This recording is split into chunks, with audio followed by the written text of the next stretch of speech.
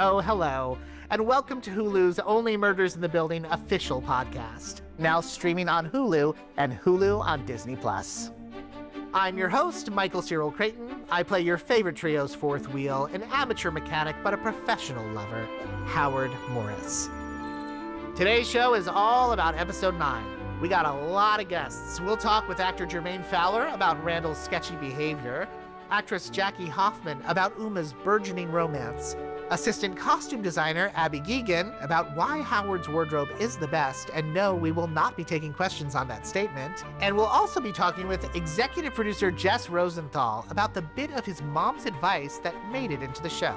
But first, a quick recap of episode 9, so if you have not watched, stop, come back, I will be here waiting for you with open arms.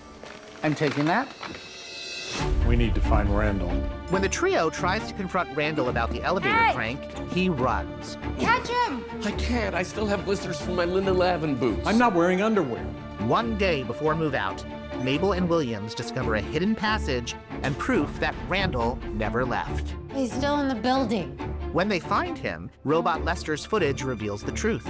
Human Lester admitted to killing someone and told Randall to stay quiet. I mean, we still have a few more hours. We can't give up now. Everyone gathers in Oliver's apartment, and thanks to Howard, they realize the scuff mark on Charles's floor is from an automated wheelchair. Nona stole the finger.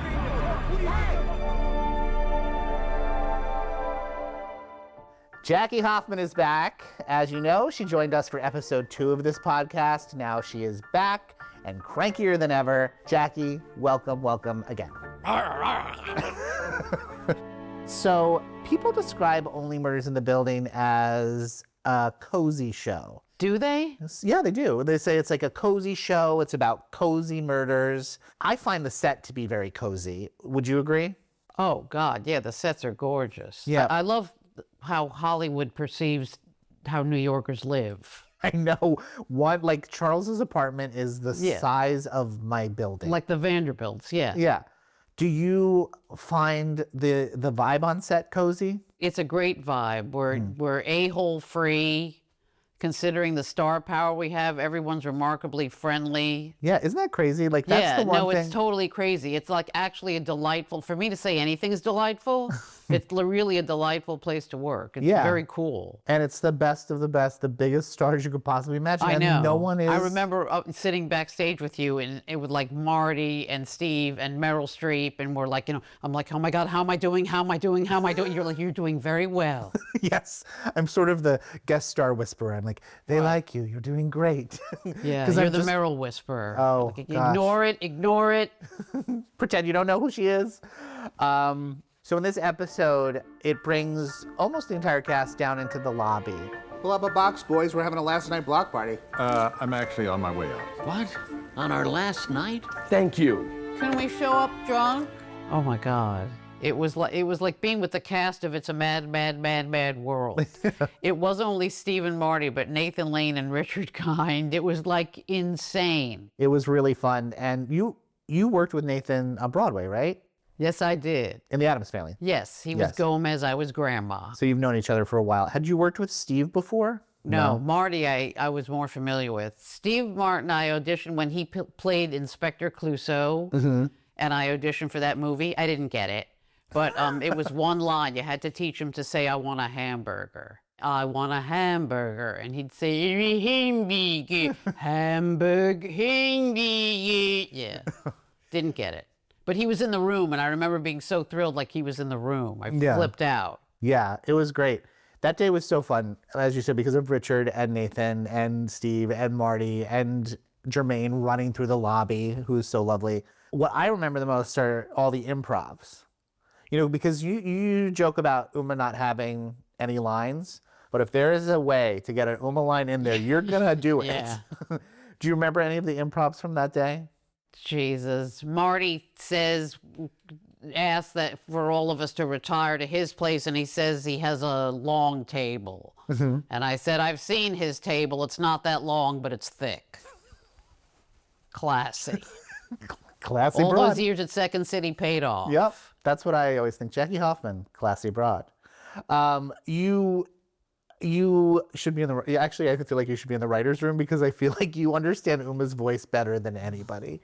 Then there was the improv off between you and Nathan regarding my relationship with the robot. Yes. Can we talk about that for a little bit? More things we're not allowed to say. Yeah. As the season goes on, it seems more and more likely that Howard is having a sort of romance with the... Peculiar relationship with a robot. relationship with a robot. And in this sort of drunken scene, I saddle up to him in a silk robe and tell him, I can be curious, baby. I didn't ask enough questions. Well, I can be curious, baby. And Nathan, before they'd yell cut, always yelled, Howard, are you that robot? Howard, are you that thing? And then you would add something every time. I believe Howard is what you call a bottom. Giving these people a good show. They're laughing hysterically.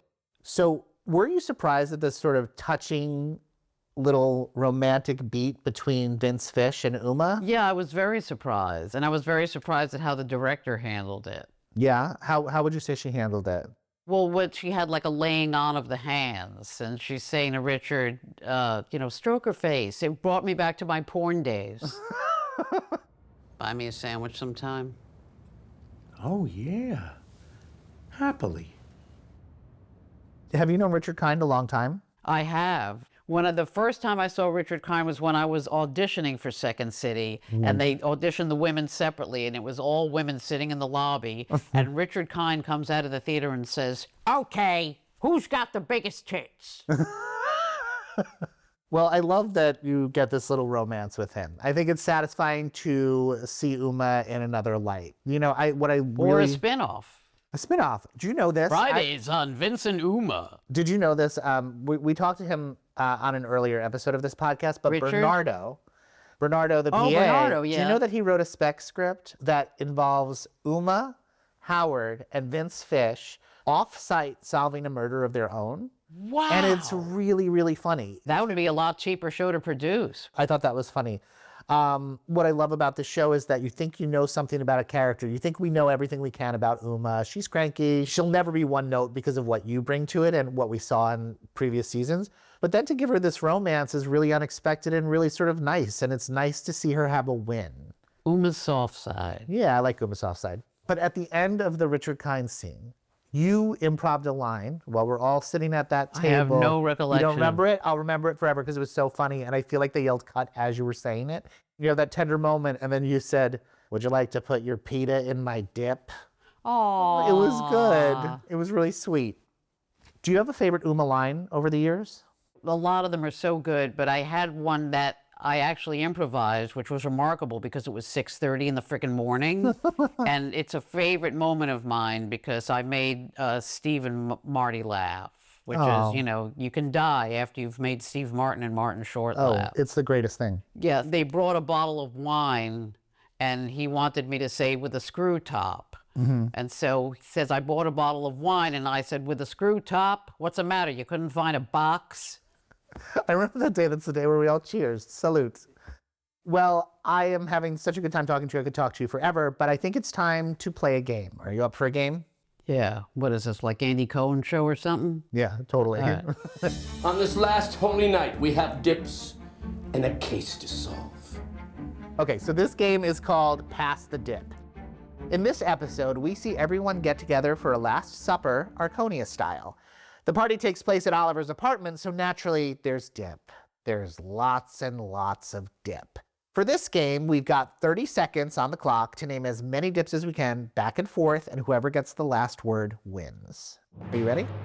Okay. And go. Tzatziki. Hummus. Artichoke. Clam. Salsa. Guacamole. Onion. Onion. Oh, onion. You just said onion. Spinach. Baba ganoush. Queso. Roasted red pepper. Olive tapenade. Mustard.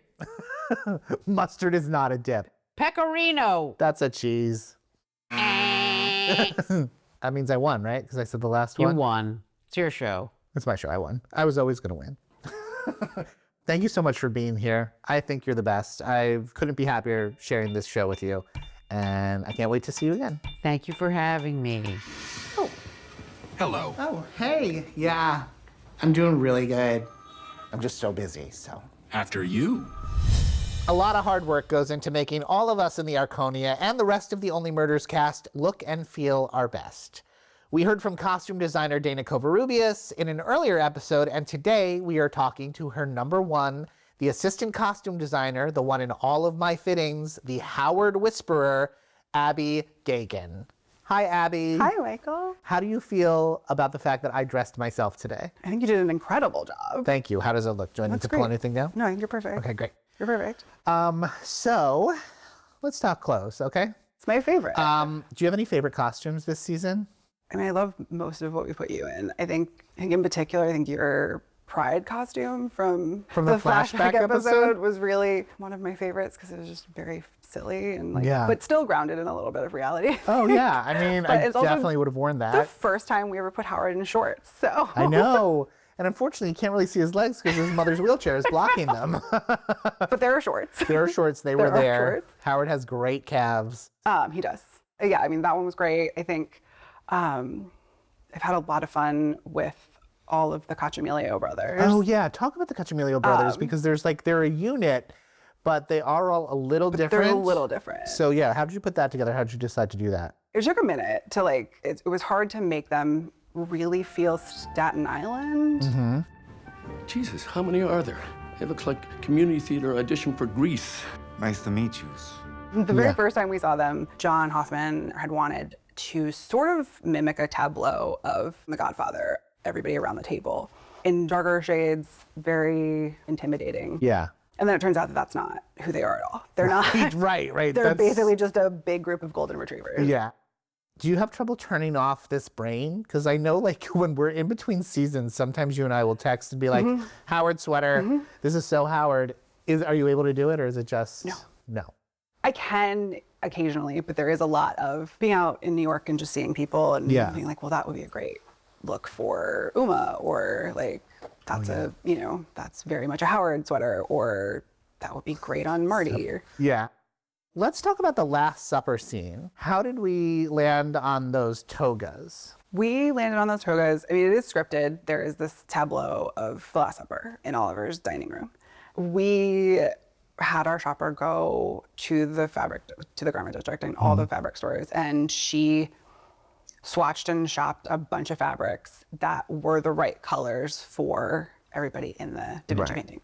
We had all these really beautiful fabrics that we just had yardage of. And so our tailor, Edwin, finished the edges of everything. And then we just had these big strips of fabric that we wrapped on everybody as they went to camera. Some of us fought it. I was like, I have to wear this toga during it. And you're like, you have to wear the toga.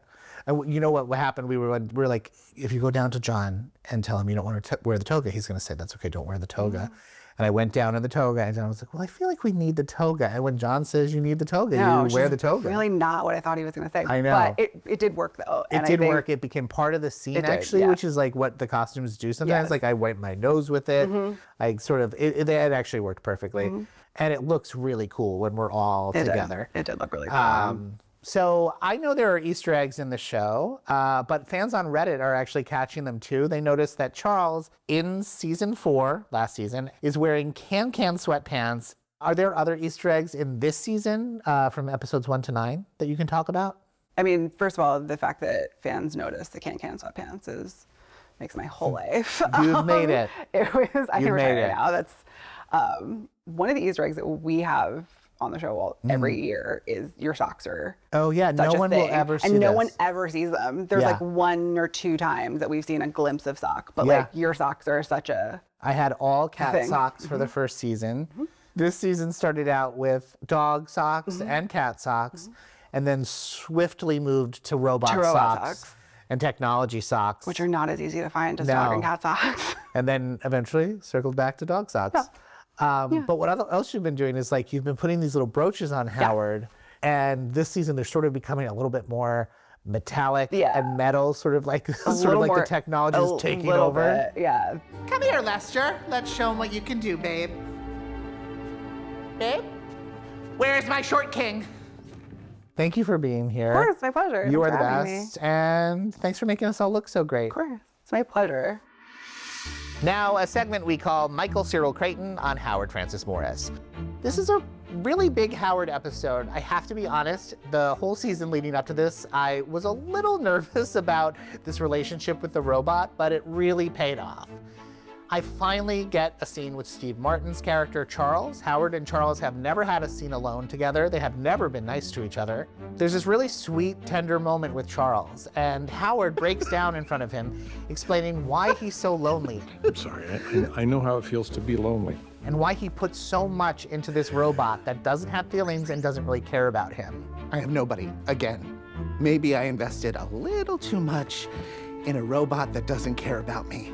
It's easy to assume that everyone is just okay, but sometimes they just aren't. Charles takes the moment to be a good neighbor. Howard, so quickly, is part of the trio again. Actually, the fourth wheel of the tricycle. And that was Michael Cyril Creighton on Howard Francis Morris. You're welcome. And we're lucky enough to have Jermaine Fowler back, who plays Randall, the new doorman at the Arconia. Welcome back, Thank you. Jermaine. Thank you. How you doing? I'm good. No hug this time? You want a hug? Yeah, do you want a hug? Yeah. Stupid. Okay, I am stupid. Okay, so last time you were here, we had a little bit of a fight because you said your favorite co-star was Teddy. Oof. Yeah. Still. And it's just awkward because like your rap gift to me was a nice note, and it said you're my best friend on set to me, and it must have felt awful when I said it was Teddy. Yeah. Yeah. Okay.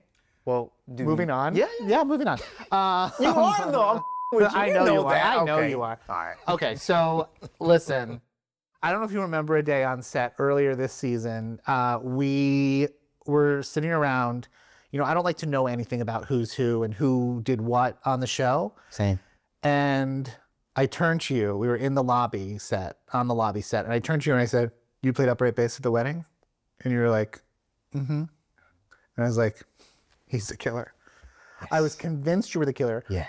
Not only because you refer to yourself being at the wedding, but because you were always talking to John, and like the telltale sign for me is if someone's like, "Oh, can I just ask you a question about my character for a second?" When they're really- and goes off until they get serious in a corner, I'm like, well, they're involved in one way or another. At the end of the last episode, you're very suspicious, right? Yeah. By the end of this episode, I would say you're pretty cleared, right? You're pretty innocent. Yeah. Very much so. Yeah. How did you deal with that throughout the filming? Like, did you know where you ended when you started working on the show? Ooh. Did you know how involved you were? Let me tell you something, Michael. When you asked me that question, I didn't know why you asked me that question. And then you gave me that, and I was like, oh, he suspects me, right? And I remember feeling like the Randall character, I wanted him to feel burdened. I wanted him to feel like busy in the mind. He's full of anxiety. He's trying to not only live up to expectations, he's also, grieving heavily. That's the fun. That's the fun of a mystery, especially a mystery like Only Murders in the Buildings. Like anyone is, anyone is a suspect. So I definitely wanted to make it feel like he was one of those. But also sometimes the person, you watch like a mystery, it's always the person you least expect, but then it's the person you've always suspected, Totally. So I love those, and so I wanted to lean into that a lot. Yeah. But I remember talking to Hoffman about just playing with the audience's expectations. There were moments when I wanted to wear the gloves all the time because it helps with, lack of fingerprints and things like that. So I wanted like the sleuths to really see that and be like, he wears the gloves because he's a murderer, And I even spoke to Hoffman about maybe when he does take off the gloves, maybe there are bandages on his fingers because of the bass playing. Yeah. Or is it because he rips off his fingerprints on some like 7 Brad Pitt, Morgan Freeman crap. You know what I mean? I was very into. I'm watching that too. I was like, oh, would it be cool if I just had missing fingerprints, but from work, from this hobby, right? Anyway, I love that you do this because this is like, even though I don't like to know anything, no one ever tells me anything. Every single season, I think I'm the killer or being killed. I think the whole series is about Howard, and it's definitely not.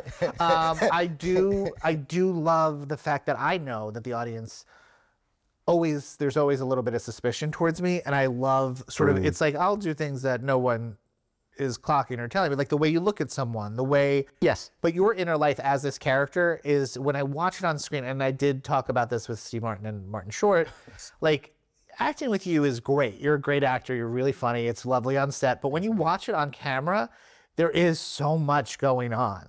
And it's like effortless. It's because you don't notice it. So thank you, man. We like it. I appreciate that very much. Me and the guys. No, thank you. At least you like it. Yeah. No, I enjoyed, there was something it was helping me out a lot. The way you talk to people, the character, you treat people very subhuman. Yes. And which is exactly why this robot is so special. Yeah. Yeah, no, he's hard. I mean, Howard, I think people say Howard is so lovable and so sweet, but Howard is like kind of awful to a lot of people in some ways. And it's easier for you to treat people awfully, if you treat them, so to me, I thought of you as the killer at one point, and I wanted to treat you that way, even though there were times I just didn't like your character. No. See, the machine will just handle things like deliveries or reminders. Thanks to the union, my union, there will always be a human face at the door. Just hopefully this human. He's right. We couldn't get rid of him. So I know that Randall hates Lester the robot, right? Very much. But Lester the robot helped prove Randall's innocence. Do you think that you two could be friends now? I guess he did prove his innocence. He did. But he also waited to the last moment. Yeah. He really waited. He really waited till it was like pretty dire. I improvised the line, I don't know if they'll keep it, when I was like, now? Now?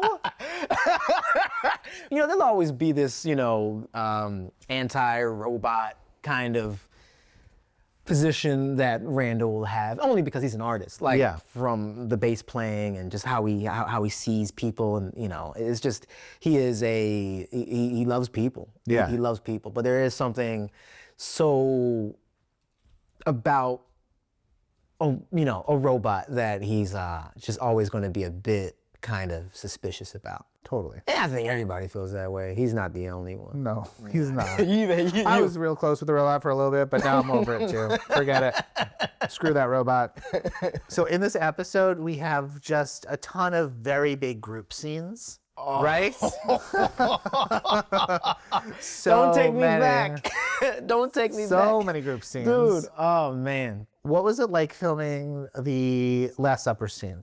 We go upstairs. Yeah. And we're in Oliver's apartment for the Last Supper, and there were so many of us at that table. What was it like filming that scene? I remember it being very humid. Yeah? We were a lot of us, and that room was very, very small. And the crew was in there, and the actors were in there. There was a lot going on. I remember at some point when it gets very warm, I tend to lose my mind. I get a little delirious and a little giggly. Giggly. You too. Oh, you got me. You got me good. Bro. I got bad giggly. And I haven't on this show. I'm always say your lines, don't distract, do your job. We got pretty giggly. Got giggly in that one. I think because we were all in the same boat. It felt like we were just we love this job, and what we're doing is fun. And at some point, you said this. Your line.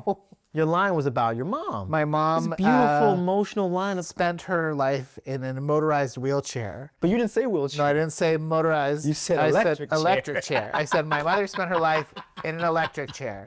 And then you started shaking. My mind was fun, but my body was like, we gotta laugh. And then I sounded like a baby seal where it's like, you hit an octave. It got me so good. At one point, Alexis, she was dying on the side, so it made me laugh even more. So when you were trying to hold in laughter, you'll probably and you're doing well. It's like being at church, yes. But you connect eyes with someone who's also trying to hold in their laughter, and then everything blows up. That happened there. Yeah. It was one of the funniest. I just couldn't hold it in. It was so funny. But again, filming those group scenes with just comedians, by the way. It doesn't matter if it's emotional. It doesn't matter if it's a funny scene. It doesn't matter if it's like a dry scene where, you know, it's just there to, you know, the purpose of it is just to move to the next scene, whatever it is. We're all just, our instinct is to just find that what is silly about what this whole thing is, and we'll attach to that and just start dying laughing. And that's what happened. It was like, it wasn't a funny scene, but hearing whatever the flub was, it just really got me. And then we got Jackie and Richard, like, oh my gosh. Each other at the end of the table. Literally, because he has the conjunctivitis. So it was that got me good too, because they're hitting on each other. It's very flirtatious, and I don't know if they kept this in the episode, but Jamie, our director, told him to lift his patch, which really made me convulse. It was like, ugh, like, it was so, but it was so great, and I couldn't stop snickering. There's probably not a clean take of me in that scene at all, actually, because I'm just having such a great time. Yeah, it was a good giggly day. That was a great day. But there are other days when, like, you're filming the group scenes and you get those in chunks. Because there's so many people, and you're there with Nathan, you're there with Rich, you're there with Jackie, there with you and Steve and Marty and Selena, and it's maddening. And Keegan, and you're like, what the is my life? Oh, yeah. Did you know Keegan before from comedy? Or nah. Keegan was already in LA, and I was in New York. We were all watching Keegan, though. Keegan is, I learned a lot about Keegan. I had no idea he was a theatrically trained classically trained actor. When we connected on that, on many levels, he schooled me on a couple things I had no idea about. Watching a comedian who also has like these very, very like, just profound, like dramatic layers is just, I love watching that. Like it's like watching like Leslie Nielsen work. He's like, he's got such a great, he can go here, but he also is very like, so it was a dream working with him, man. Yeah, he's a great addition to the cast. Very, very great addition. Do you want to play last game with me before we say adieu? Yes, please. Okay, this game is called Dead Giveaway. There are 10 things in this episode that you may or may not have spotted. I'm going to describe them to you, and you're going to try to get the name. You have 60 seconds. Is it time? Yeah, there's going to be time. That's how the game works. And today we're going to play for a special prize, which is 400 pounds of hummus from Demas's Deli. And you know who plays Teddy Demas, your favorite, Nathan Lane. My very favorite. Okay, you ready to play this game? I want that hummus. I want that hummus. Here we go. Yeah. This is what we wore at the Last Supper. Oh, togas. This is where you were pretending to be. Randall, Cuba. Yeah, Randall was pretending to be there. This is what you turn when Crank. when you're trying to get in. Doorknob? Yeah. This is what people make in prison to drink. Wine? Yeah, but a specific kind of wine. Toilet wine? Yep. Why y'all laughing? This is where people go when they're older and can't care for themselves. Florida. No, it's a facility. Old folks home. Yeah, like nursing home. Yeah, Yep. This is what my mother was in the show. Howard's mother was in a electric chair. A wheelchair. Electric wheelchair. This is what Mabel was doing. This is hard. And she was doing this in an apartment last season. That's his fault, though. That is my fault. That's all his fault. That is my fault. Well, you got 1, 2, 3, 4, 5, 6. I got 6. You got 6 out of 10, so you did technically win. I did. I did win. I got where my hummus is. That was squatting. Where's my hummus? Where's his hummus? All right. Well, Jermaine, I'm sad that we're coming to the end of the season because I'm not going to see anymore. But thank you for being here. Thanks for having me, dude. Thanks for bringing so much to the show and so much heart, soul, and like just absolute brilliance to the role of Randall. Wow, man. And thank you. Thank you for keeping Howard in your always, man. Keeping Howard as your best friend. Thanks for the hummus. Oh, you're welcome. Appreciate that. I'll see you soon. Okay. Does it come with bread? Or? No bread. No bread. It's just hummus? No. You would have gotten bread if you said that Howard was your favorite character, but no bread. That was on cue, but you were like, I can put bread away. Isn't this fun? I'm homeless, but at least Camilla White has a casino. Cheers. Among the many, many people who pour their hearts into Only Murders in the Building is our executive producer, Jess Rosenthal, who I'm very excited for the fans to meet, maybe for the first time. Hello, Jess. Hello, Michael. How are you doing? I'm great. Thank you for having me. I'm so glad you're here. Now, listen, I know you've been with the show from the beginning. I know you. I would consider you a friend. But for fans of the show who don't know what an executive producer does, can you explain who you are and what you do? Yes, I'm often asked about what a producer does because it is a strange subject. And I'm always telling my mom, too, the same answer. A producer is someone who tries to find these TV shows ideas, tries to set them up, make them, all the way through post-production. I often say I'm a professional beggar, though, because often my job is just begging people to do projects that we want to do. On this one, I begged for a lunch with Steve Martin for 3 years. And then at last, his agent said, all right, if you and my producing partner, Dan Fogelman, if you guys go up to Santa Barbara on this day, Steve will have lunch with you. And we did. And sort of halfway through lunch, Steve says, well, do you want an idea? And it was Only Murders in the Building. And wow. Here we are. So you did this. Steve did this. Steve did this, but you facilitated. And I was present at lunch and had the brilliance to say, yes, we're doing it. Sure, we'll do it. Tenacious, you're tenacious. I love my job because it's all kinds of things. And day by day, hour by hour, it really can be anything. Wasn't there supposed to be a yacht this season? Wasn't there? There was. There was a whole scene on a yacht. There was. The dinner, right? The dinner where they divide and conquer with the 3 billionaires? Yes. And that was going to take place in a big yacht. It sounded great. And now it's at Charles's apartment. Yes. You did that. The budget did that. Yes. And yeah. And then, sometimes I get to try my hand at being creative too. And so at certain points, I'll suggest things, and John or our wonderful writers will say, hey, that's not a bad idea. That'll get in there too. The stuff that you've suggested, has stuff made it into the show?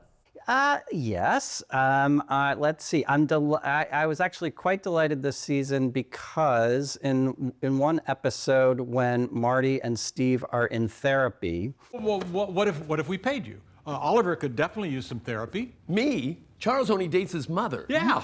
Fun. Disturbing.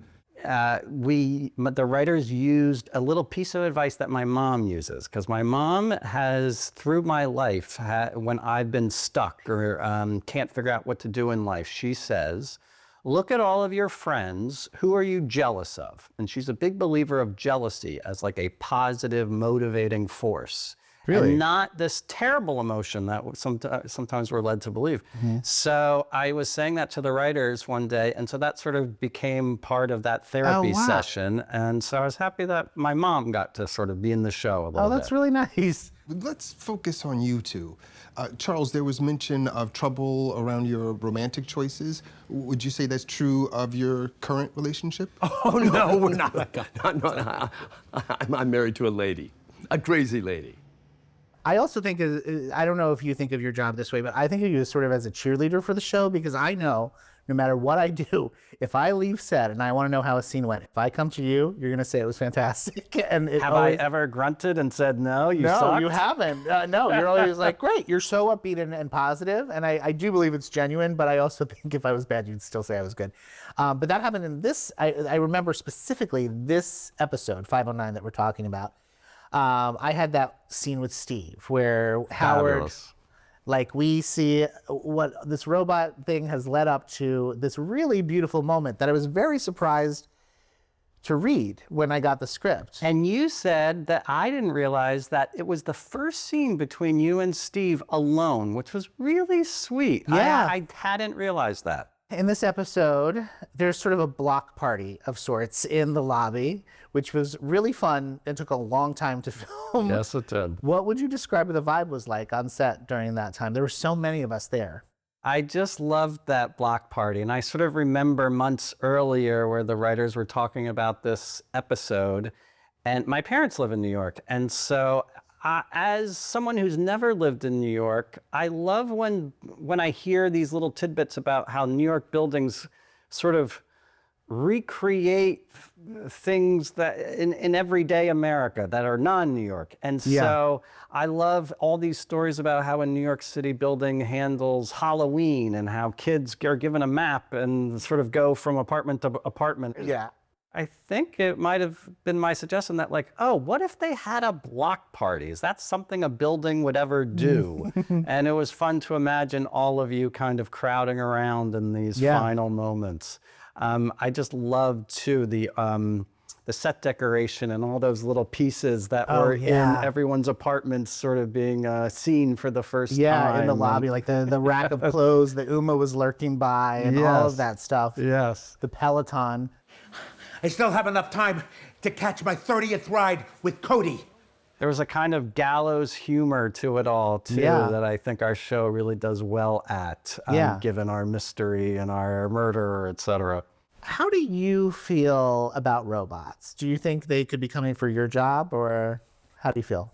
Well, the joke on set, because our robot, as wonderful a robot and actor as it was, would have issues. And it rarely hit its mark. It definitely hit a wall. It hit a wall. Or two.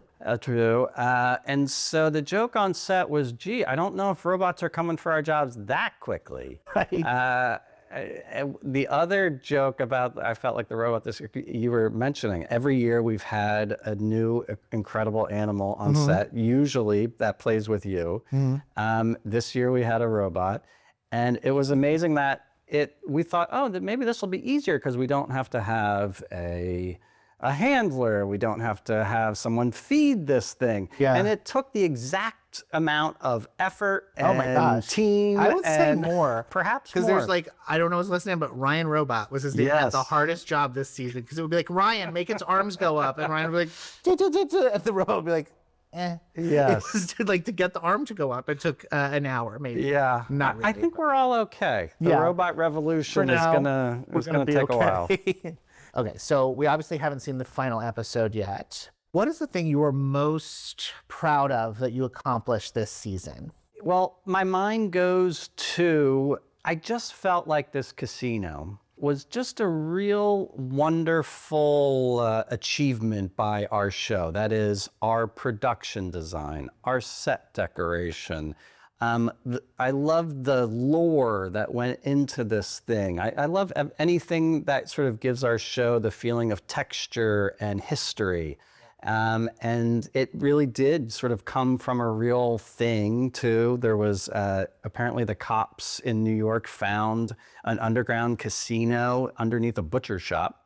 Wow. And that sort of became the impetus for our own building's casino. I love that the writers were really clever in how they suggested it was once a horse stable in the Arconia, which of course has real history and truth to it.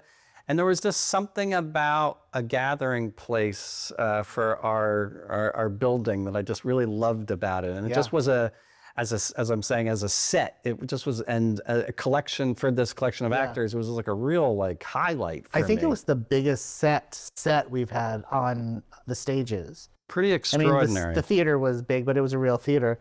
It was huge. And when you walked in it, you, like I think most of the sets on our stage, which is, we spent so much time playing backgammon in Charles's apartment, I really would feel like we were in an apartment. Once you walked into that casino, it felt like you were in somewhere. The stage sort of melted away. It was pretty awesome.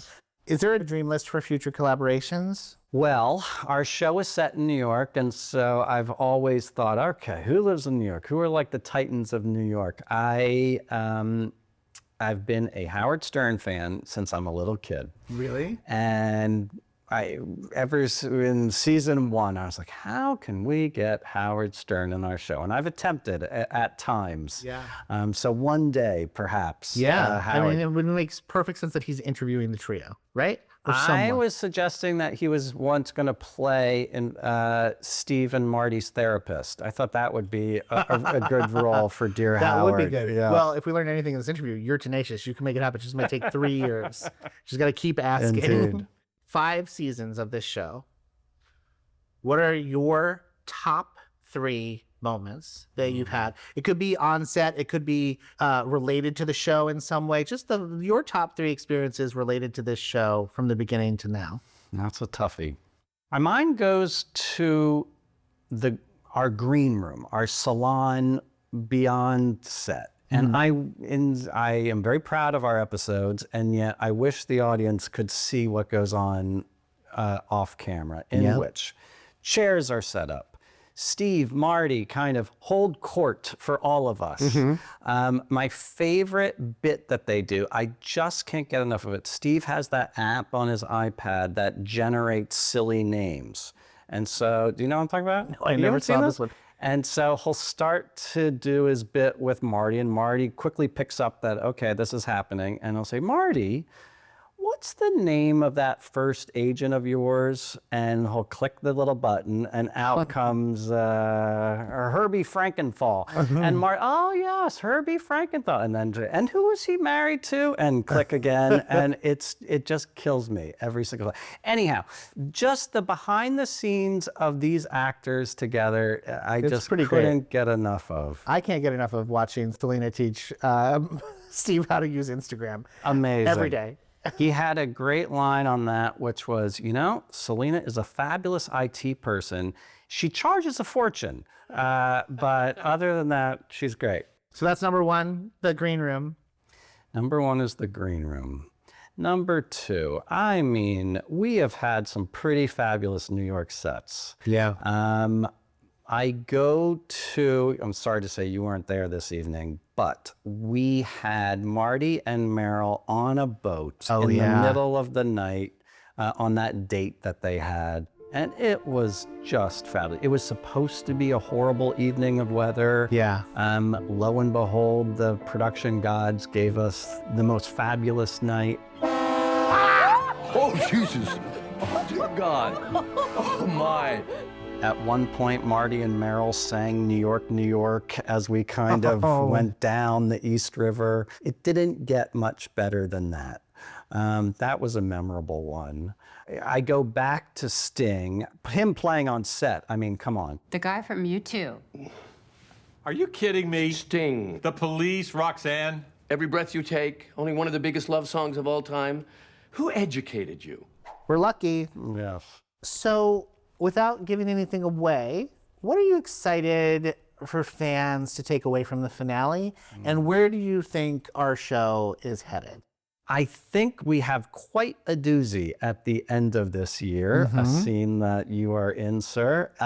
And I think we're heading towards quite a season of television in which we see what happened to this individual and how our trio is going to figure out what happened. How is that for a teaser, huh? Well, Jess, this was so fun to spend time with you. We spent a lot of time together, but it's nice to sit in big chairs with you.